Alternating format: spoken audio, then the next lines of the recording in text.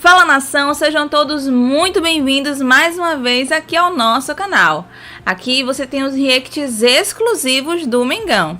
E se você é novo por aqui, já se inscreve no canal, deixa aquele like e ative o sininho de notificações para não perder nenhuma novidade.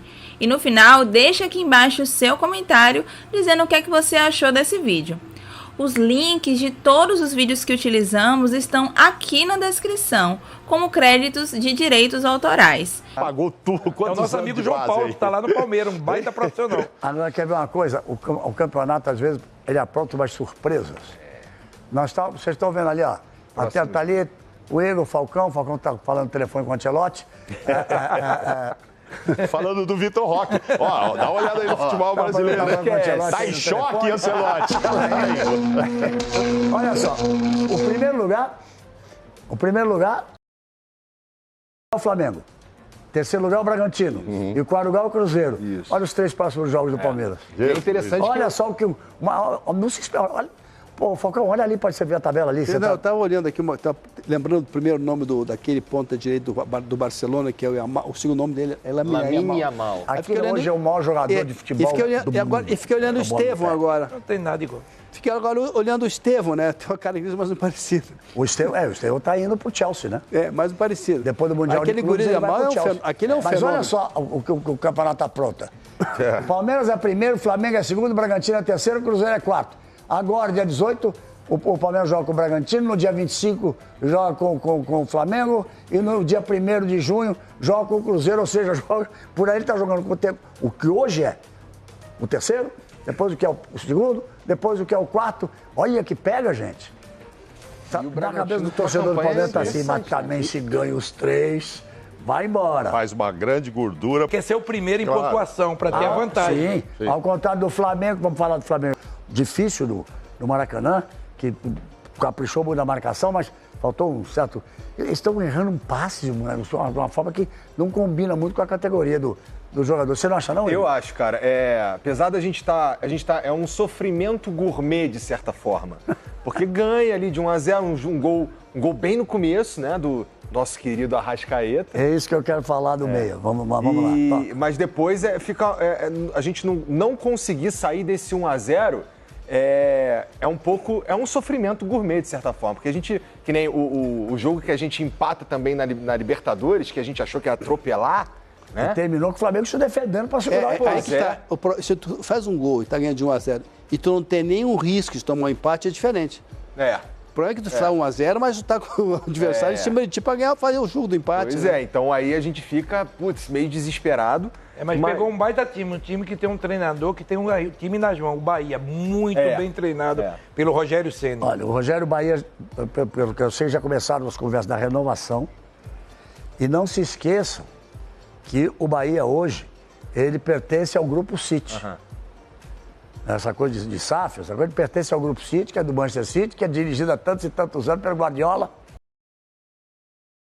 A sensação que do Bahia, o Rogério Ceni vai para a Europa. Também acho. Eu tenho essa sensação que pode acontecer de ser um grande técnico por lá. Faz um belíssimo trabalho, E quando ele teve no Flamengo, ele foi campeão também, foi 2 vezes campeão e faz um belíssimo trabalho. A sessão do Fortaleza é com ele. É verdade. Mas ele tem um número negativo demais contra o Flamengo. É incrível. 15 jogos ele perdeu 16. O Flamengo. 16. Eu acho que são 16 jogos. Não tem nenhum empate. Impressionante, hein? Vai enfrentar o Rogério, é incrível, cara. Com um time bom. É um grande tabu. Eu adoro esse número. Esse é um número que eu gosto. Você gosta, Flamengo gosta disso. Felipe Luiz também é um treinador que está mostrando, assim, gosto bastante do trabalho dele. E tem mostrado aí, campeão de várias coisas agora, no pouco tempo dele. Então, o Felipe Luiz? O Felipe Luiz ganhou tudo que pegou. Ele começou com o Sub-17, ganhou o título nacional, internacional, pegou o Sub-20, ganhou o título, pegou o time principal, já ganhou 2 títulos com o time principal. Como não amar, né? Mas tem uma pressão de fora para dentro, cara, da torcida. Mas o Flamengo sempre tem. Mas não é isso, aqui tem o seguinte. Flamengo. JJ está sem emprego. Meu irmão. Jorge Jesus está livre no mercado. E o que tem de então é uma pressão de fora. Já demitiram o Filipe Luiz umas 48 vezes essa semana. Mas hoje ele demitiu um auxiliar. Não lá dentro do time. Hoje ele demitiu um auxiliar que era responsável pelas bolas paradas para trazer um outro profissional, segundo ele, não é necessariamente para bolas paradas, com outras características. O Filipe é muito inteligente, né? Inteligente. Ele deve estar sabendo, estou precisando mais disso, daquilo.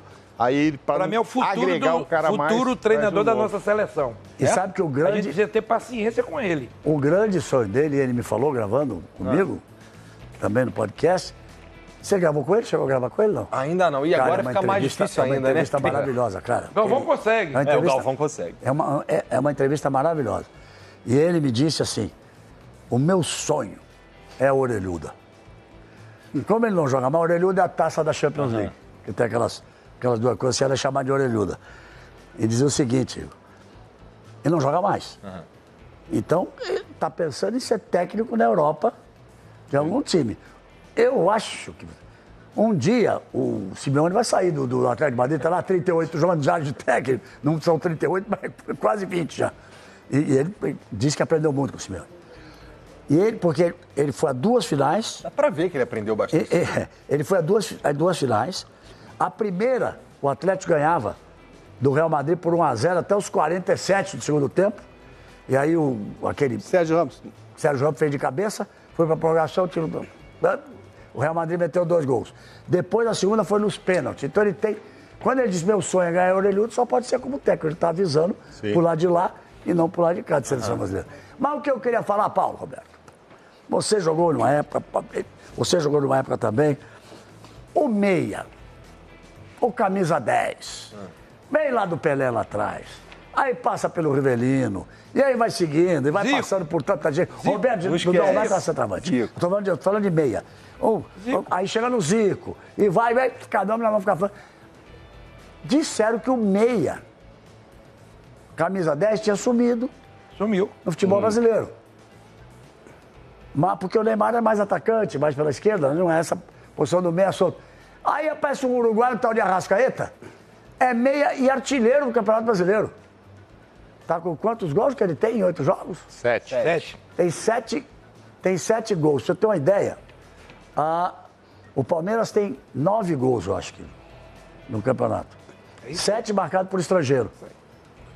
Jogador estrangeiro. E 2 desses que o Roque fez, ultimamente.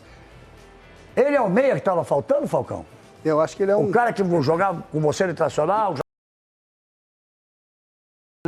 o 10, o meia, o 10. Ele é um meia que não vem muito atrás, né, evidentemente. Eu diria assim, ele seria um terceiro jogador de meio campo na época antiga. Ué, seria não era assim quando se falar do Rivelino, quando se falar do Pelé, quando se falar do Zico? Mas eu acho que o Rivelino é um pouco mais atrás, tá? Mas ele seria aquele número antigo 8. Que era 5, 10 e 8, né? Ele seria esse cara. E ele entra na área, porque ele faz os gols. E é estrangeiro, a propósito, né? Mas eu digo que é um retorno do meia, né? Mas retorno de quem? Não, do meia que faz gol. Nos últimos anos... Tá nos fazendo falta. A melhor época do Flamengo, quando tinha Rascaeta e Everton Ribeiro.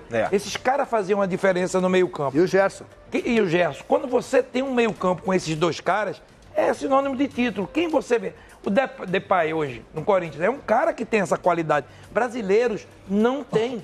A verdade é essa, a gente não tem esse meia hoje. É muito preocupante.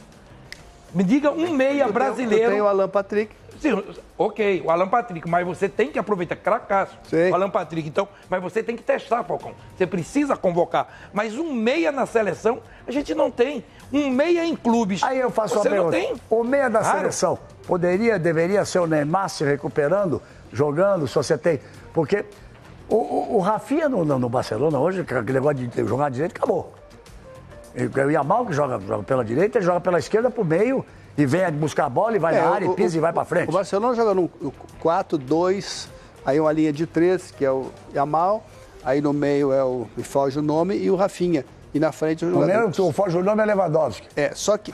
Quando ele jogar. Só que na frente. Não, ele não tá jogando, ele tá machucando. Ele tá machucado. É que ele tá machucado. Mas é o titular, mas ele é o titular. Sim. Mas assim, eles têm. Pedri, né? Pedri. Pedri é um volante. Um dos volantes. Esse, segundo o Toni Kroos, é o melhor jogador do Barcelona. E o Toni Kroos foi um dos maiores que eu vi também. Então, assim, quando eles vão marcar sair de bola, eles adiantam os 2 da ponta Ele faz 3 de cima. Por isso que no jogo do Real Madrid, o Ancelotti, inteligentemente, não foi sair jogando. Porque não tinha jogador de defesa com qualidade para... O que ele fez? Rifava a bola. Rifava a bola. Porque quando eles tentaram sair, tomaram no gol. Porque os caras apertam. Então, o Rafinha, eu acho que vai jogar por fora. Ele joga onde joga o Vinícius. Muito Agora, bem. O negócio então, de meia, só um detalhe, você falou do Alan Patrick. Por que o Alan Patrick é o artilheiro do Internacional agora e é o meia? Porque o centroavante não bate pênalti, né? Por pênalti e porque o centroavante não está funcionando. Né? O Roger está reclamando que o ataque, o Valência não faz gol e tal.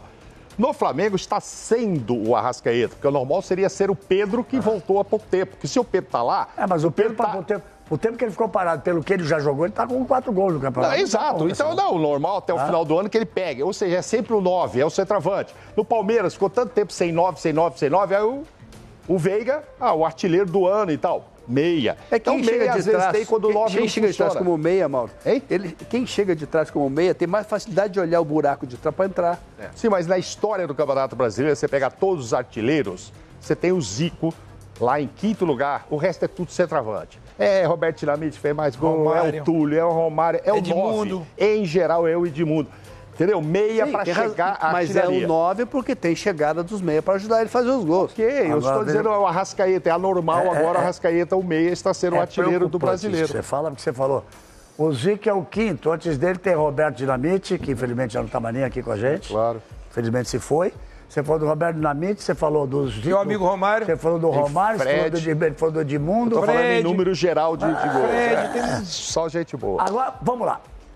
Corinthians. Na liderança do Campeonato Brasileiro de sábado para domingo, mas na Libertadores já tem um jogo que tem toda a cara de final. Emanuel Ribeiro, setorista do Flamengo, que tem a LDU pela frente na quinta-feira no Maracanã. Um jogo muito importante, pensando em classificação. Flamengo, que nesse momento é o 3º colocado de seu grupo. Manu, bem-vindo ao Tá Na Área.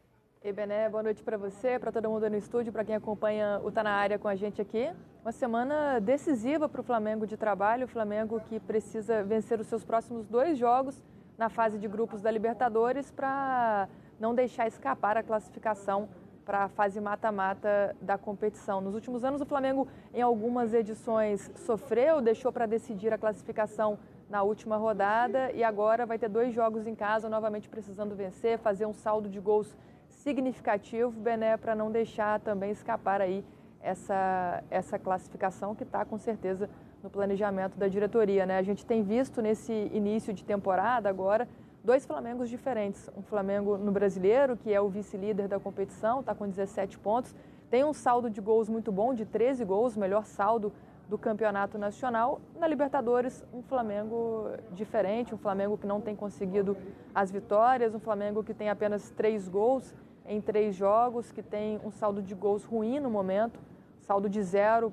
perdendo para a LDU, que é a líder do grupo, com saldo de 3 gols, para o Central Córdoba, que é o vice-líder, tem saldo de gol, de 2 gols, pensando nessa questão de que o Flamengo precisa fazer mais gols nesses últimos 2 jogos, vai ser um time que vai precisar mudar a postura que mostrou até o momento na Copa Libertadores, né? Uma postura que incomoda internamente, mas que ao mesmo tempo o Flamengo entende que o resultado contra o Bahia, apesar de ter sido um placar magro, 1-0, mas a postura do time dentro de campo no Maracanã é uma resposta para o que vem pela frente, que o Flamengo está focado, empenhado em não deixar escapar essa vaga, não ficar para trás aí na Libertadores.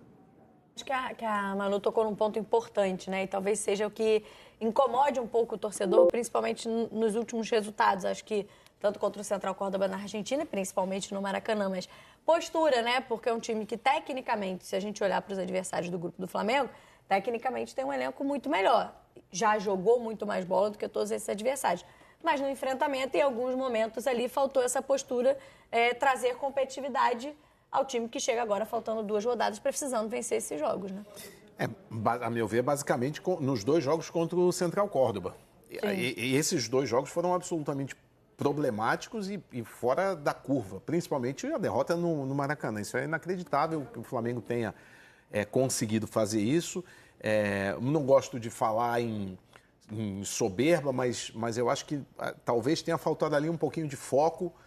O próprio fato de ter sido muito massacrado esse conceito de que o Central Córdoba nunca jogou Libertadores, é um time com pouca tradição. mas é um time argentino. Você não dá para, numa competição, né, sul-americana, você, né, achar que vai ganhar do time argentino a hora que você quiser. Não vai. O Flamengo tem alguns, a meu ver, alguns atenuantes neste momento, nesse curto prazo. Por exemplo, a questão física.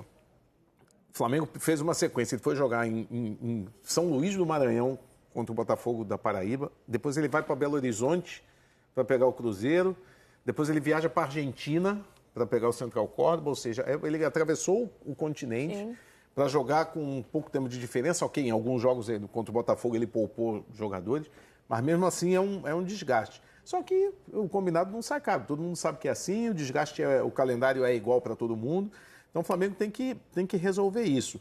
Ele poderia ter chegado nesta situação, talvez podendo administrar um pouco e nesta semana priorizar, por exemplo, o jogo do fim de semana contra o Botafogo, que é um adversário que pode ser que venha a brigar por título na frente. Não sabemos ainda o que o Botafogo vai fazer, mas é o atual campeão brasileiro. E se o Flamengo fala em priorizar o brasileiro, esse é um jogo-chave. Mas ele não pode fazer isso, porque ele joga a vida dele na Libertadores, é esse jogo de quinta-feira, em que ele precisa não só vencer, mas fazer saldo. E o Flamengo monta o elenco para isso, né, Richarlison? Mas é curioso como é um filme repetido em Libertadores, né? O que o Flamengo tem a seu favor é jogar esses 2 jogos decisivos no Maracanã contra equipes bem inferiores tecnicamente. E para mim é palpável o Flamengo classificar. É claro que a situação ela assusta um pouquinho, mas como ex-atleta, sabedor de que lá dentro está todo mundo sabendo e entendendo o momento. Agora, o que me preocupa desse Flamengo na Libertadores é não entender que se o Flamengo não prioriza a Libertadores, esses times priorizam. Muitas das vezes a gente já viu esses times jogarem com o time reserva no Campeonato Nacional e priorizar a Libertadores. E tem outra. Você acha que o Central Córdoba não estudou o Flamengo? Você acha que o LDU não estudou o Flamengo? Então, são essas questões que me saltam os olhos de maneira negativa. O Flamengo tem que ser sabedor que está todo mundo estudando o Flamengo. Todo mundo sabe que o Flamengo faz pressão, todo mundo sabe que o Flamengo não pode deixar o Arrascaeta pensar, que não pode deixar o Pedro, enfim. Todo mundo sabe. Aí parte do treinador, junto com seus jogadores, de saber. Temos que ter um plano B, às vezes o C, às vezes até o D. Não é demérito nenhum o Flamengo, em determinado momento dos jogos, principalmente na Libertadores, chamar esses times para o campo defensivo. Fazer diferente. Né? Porque qualidade técnica é absurda que o Flamengo tem do meio para frente. Então chama, tira eles desses confortos que eles têm de ficar jogando lá atrás, de ficar jogando por uma bola, por 2 bolas, enfim. Então essa sabedoria que eu acho que está faltando para esse elenco do Flamengo. Porque no brasileiro funciona. Às vezes o Flamengo está jogando contra um time, né, que vem para se defender, mas tem ali uma outra forma de atacar, uma outra forma de chamar, o que não tem acontecido. Isso me assusta. Espero. É isso aí, pessoal. E essa foi mais uma reação sobre o Flamengo. E como eu disse no início do vídeo, aqui embaixo na descrição estarão os links de todos os vídeos que nós utilizamos. E se você não quer perder nenhum vídeo como esse, já se inscreve no canal, ative sempre todas as notificações, deixa aquele like para dar aquela moral pra gente e comente aqui embaixo o que você achou desse vídeo. Um abraço e até a próxima!